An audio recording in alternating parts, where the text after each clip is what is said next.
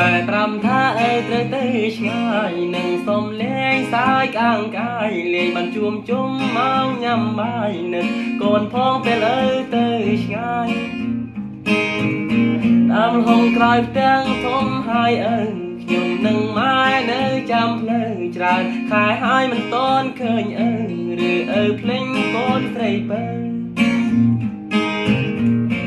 ម៉ែប្រាំថាអើត្រូវទៅឆ្ងាយនឹងសុំលេងសាយកាងកាយលេងបានជួមជុំមកញ៉ាំបាយនឹកកូនផងពេលអើទៅឆ្ងាយ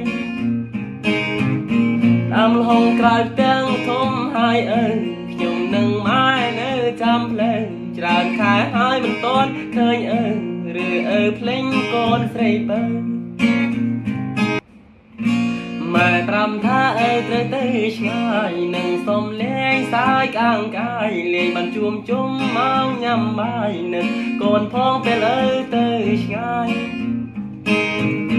តាមហងក្រោយផ្ទាំងធំហើយអើខ្ញុំនឹងម៉ែនៅចាំផ្លូវច្រើនខែហើយមិនតន់ឃើញអើ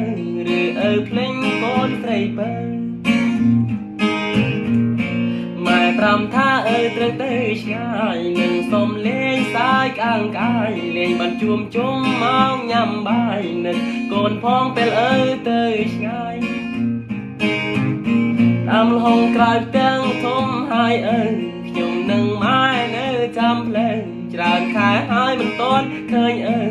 ឬអើភ្លេងកូនស្រីបើ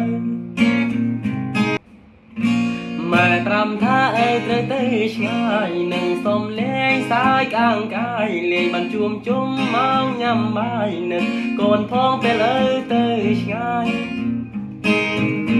តាមហងក្រោយផ្ទាំងធំហើយអើខ្ញុំនឹងម៉ែនៅចាំផ្លូវច្រើនខែហើយមិនតន់ឃើញអើឬអើភ្លេងកូនស្រីបើ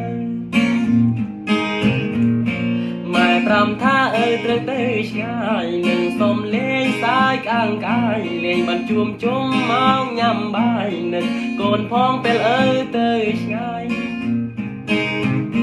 តាមហងក្រោយផ្ទាំងធំហើយអើខ្ញុំនឹងម៉ែនៅចាំផ្លូវច្រើនខែហើយមិនតន់ឃើញអើឬអើភ្លេងកូនស្រីបើ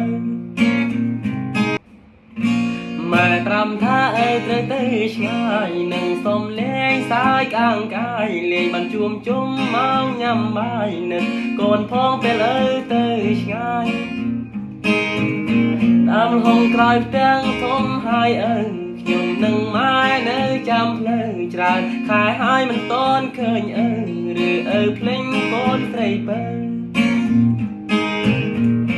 ម៉ែប្រាំថាអើត្រូវទៅឆ្ងាយនឹងសុំលេងសាយកាងកាយលេងបានជួមជុំមកញ៉ាំបាយនឹកកូនផងពេលអើទៅឆ្ងាយ